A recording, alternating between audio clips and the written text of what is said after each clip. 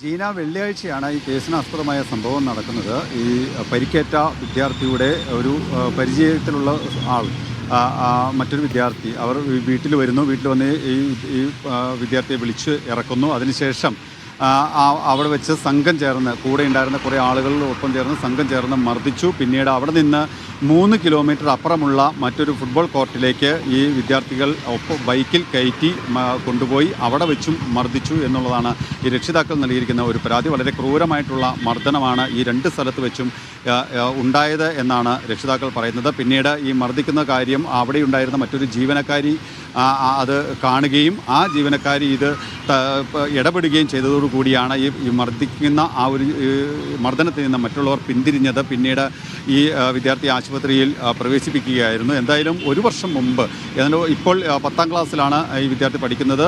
Sports സ്കൂളിലാണ് പഠിക്കുന്നത്. ഇവിടെ ഇല്ല, നാട്ടിലുണ്ടായിരുന്നില്ല, മറ്റൊരു സ്ഥലത്താണ് പഠിക്കുന്നത്.